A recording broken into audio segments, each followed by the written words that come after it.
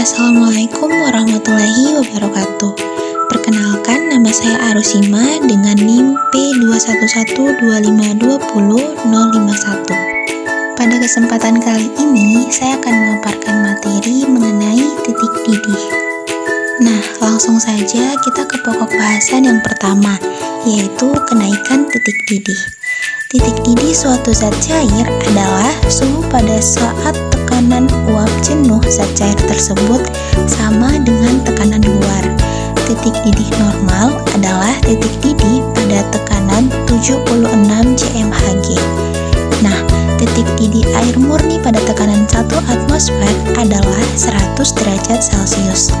Bila ke dalam air murni dilarutkan suatu zat yang sukar menguap, maka pada suhu 100 derajat Celcius, tekanan uap air belum mencapai 1 atmosfer. Dan itu berarti air belum mendidih. Untuk dapat mendidih, tekanan uap air mencapai 1 atmosfer. Maka diperlukan suhu yang lebih tinggi. Besarnya kenaikan suhu itulah yang disebut kenaikan titik didih atau disimbolkan dengan delta Tb. Secara matematis dapat dirumuskan sebagai berikut. Delta Tb sama dengan Tb dikurang Tb0. Selanjutnya adalah perhitungan kenaikan titik didih. Rumus dasarnya delta Tb sama dengan M dikali Kb, di mana M atau molalitas adalah konsentrasi atau mol zat terlarut per kilogram pelarut. Kemudian Kb atau tetapan kenaikan titik didih molal, di mana nilai spesifik pelarut misalnya air 0,52 derajat Celcius per M. Kemudian delta Tb berbanding lurus dengan nilai molalitas atau yang disimbolkan dengan M kecil. Pokok bahasan yang ketiga yaitu derajat ionisasi. Derajat ionisasi atau alfa adalah perbandingan zat yang terionisasi terhadap zat mula-mula. Jika elektrolit kuat, alfanya sama dengan 1 atau terionisasi sempurna. Namun, jika elektrolit lemah, itu sama dengan 0, kurang dari alfa, dan kurang dari 1. Pokok bahasan selanjutnya ada faktor Van Hove atau kita simbolkan dengan I. Faktor Van Hove atau I adalah faktor koreksi untuk menghitung penambahan partikel pada larutan elektrolit. Nah, rumusnya itu I sama dengan 1 ditambah N dikurang 1 dikali alfa, di mana N adalah jumlah ion yang dihasilkan per molekul zat. Nah, itulah tadi pemaparan materi dari saya. Jadi, yang dapat saya simpulkan itu ada 3. Yang pertama, sifat koligatif atau delta Tb hanya ditentukan oleh jumlah partikel terlarut. Yang kedua, larutan elektrolit menghasilkan delta Tb yang lebih besar daripada non-elektrolit pada konsentrasi yang sama, berkat faktor Van Hove atau disimbolkan dengan I. Dan yang ketiga, larutan elektrolit adalah zat yang terionisasi dalam larutan, misalnya NaCl dan HCl. Assalamualaikum warahmatullahi wabarakatuh. Halo Sobat Kimia, perkenalkan nama saya Arusima dengan akhiran NIM 051. Nah, di video pembahasan kali ini saya akan menjelaskan tentang sifat koligatif larutan. Seperti yang kita ketahui, sifat koligatif larutan itu ada 4. Yang pertama, penurunan tekanan uap. Yang kedua, kenaikan titik didih. Yang ketiga, penurunan titik beku. Dan yang keempat, tekanan osmotik. Tapi di pembahasan kali ini saya akan membahas tentang kenaikan titik didih. Langsung saja kita ke contoh soalnya. Sebanyak 13,35 gram AlCl3 dilarutkan dalam 500 gram air. Titik didih larutan tersebut adalah 100,416 derajat Celcius. Jika Kb sama dengan 0,52 derajat Celcius per M, hitunglah derajat ionisasi AlCl3 tersebut. Sebelum kita mengerjakan soal, kita perlu menuliskan apa-apa saja yang diketahui dari soal tersebut. Nah, di sini saya sudah menuliskan apa yang diketahui dari soalnya.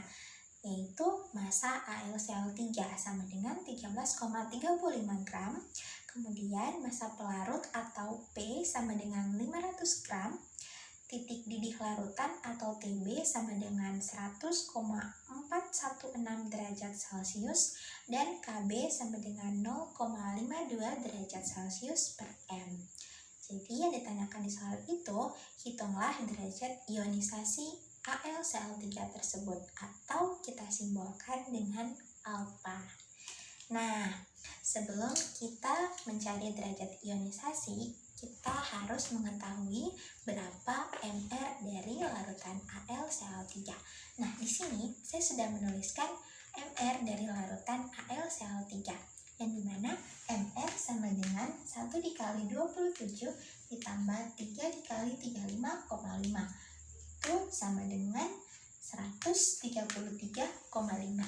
Jadi, mR dari AlCl3 itu adalah 133,5. Nah, setelah kita mengetahui mR-nya, kita mencari mol dari AlCl3. Rumus mencari mol adalah massa per mR. Nah, massanya itu 13,35 dengan mR 133,5. Jadi, massa tadi kita bahagi dengan mR itu sama dengan 0,1. Nah, setelah kita dapatkan, kita mencari molalitas. Rumus dari molalitas adalah mol zat terlarut dibagi dengan massa pelarut dalam satuan kilogram. Mol zat terlarut itu adalah 0,1 yang sudah kita dapatkan dari sini tadi. Kemudian, massa pelarut yang diketahui di soal kan masih dalam satuan gram, yaitu 500 gram. Jadi, 500 gram tadi kita konversi ke kilogram menjadi 0,5. Jadi, 0,1 dibagi dengan 0,5 itu sama dengan 0,2 dengan satuan molar. Nah, setelah molaritasnya itu kita ketahui, kita hitung lagi kenaikan titik didih dari larutan AlCl3. Rumusnya itu delta TB sama dengan TB dikurang TB0, yang dimana TB itu adalah titik didih dari larutan. Kemudian TB-nya itu, TB0-nya adalah titik didih dari pelarut murni. Nah, TB-nya ini sudah kita ketahui dari soal, yaitu 100,416 derajat Celcius. Kemudian, titik didih dari pelarut murni adalah 100 derajat Celcius. Jadi, kita kurangkan 100,416 dikurang 100 itu sama dengan 0,416 derajat Celcius. Nah, setelah kita menghitung kenaikan titik didih, kita mencari nilai I. Rumus mencari nilai I yaitu delta TB sama dengan M dikali KB dikali I, di mana delta TB itu adalah kenaikan titik didih, kemudian M itu adalah molaritas, terus KB dikali dengan I. I itu biasa disebut dengan faktor Van Hoff. Nah, karena di sini delta TB-nya sudah diketahui, jadi kita masukkan saja nilainya, yaitu 0,416. Kemudian nilai M-nya itu 0,2 dikali dengan KB yang sudah diketahui di soal, yaitu 0,52 dikali dengan I. Kemudian di sini 0,416 itu sama dengan 0,2 dikali 0,52 itu sama dengan 0,104 kita kali dengan I. Karena di sini yang kita mau cari adalah nilai I-nya, jadi nilai I yang ini kita pindah ruaskan ke kiri. Jadi I sama dengan 0,416 dibagi dengan 0,104 sama dengan 4. Nah, karena nilai I-nya sudah kita ketahui, jadi kita itu bisa mencari derajat ionisasi. Rumus mencari derajat ionisasi yaitu I sama dengan 1 ditambah N kurang 1 dikali dengan alfa. Nilai I-nya sudah kita dapatkan yaitu 4. Kemudian 4 sama dengan 1 ditambah nilai N-nya itu 4 dikurang 1 dikali alfa. Kenapa bisa nilai N-nya itu di sini 4. Nah, jadi teman-teman, AlCl3 itu kan termasuk ke dalam elektrolit kuat. Nah, jadi ada teori jika dia elektrolit kuat, maka nilai N-nya itu sama dengan jumlah ion. Nah, dari mana kita ketahui jumlah ionnya itu sama dengan 4? Nah, jadi yang pertama-tama kita lakukan, kita itu harus mereaksikan AlCl3. Nah, jadi jika AlCl3 direaksikan, itu menghasilkan Al3+ ditambah dengan Cl-. Di sini kita bisa lihat jumlah ionnya Al itu ada 3, kemudian jumlah ionnya dari sel itu ada 1. Jadi 3 ini kita jumlahkan, kita tambahkan dengan 1, itu sama dengan 4. Jadi kenapa di sini nilainya bisa 4? Karena dari reaksi AlCl3 ini tadi, yaitu kita lihat dari jumlah ionnya. Oke, lanjut. Nah, di sini 4 sama dengan 1 ditambah 3. 3 ini hasil pengurangan dari 4 dikurang 1 kemudian dikalikan sama alfa. Nah, jadi 4 sama dengan 1 ditambah 3 dikali alfa, yaitu 3 alfa. 1 ini kita pindah ruaskan, itu kita kurangkan dengan 4. Nah, di sini jadi 4 kurang 1 sama dengan 3 alfa. 4 kurang 1 ini sama dengan 3, kemudian 3 alfa ini turun ke bawah. Karena nilai alfa yang kita cari, jadi alfanya ini kita pindah ruaskan ke kiri. Kemudian 3 kita bahagi dengan 3, jadi alfanya itu sama dengan 1. Nah, jadi teman-teman, bisa saya simpulkan bahwa derajat ionisasi dari AlCl3 itu adalah 1. Sekian video pembahasan dari saya, semoga dapat dimengerti.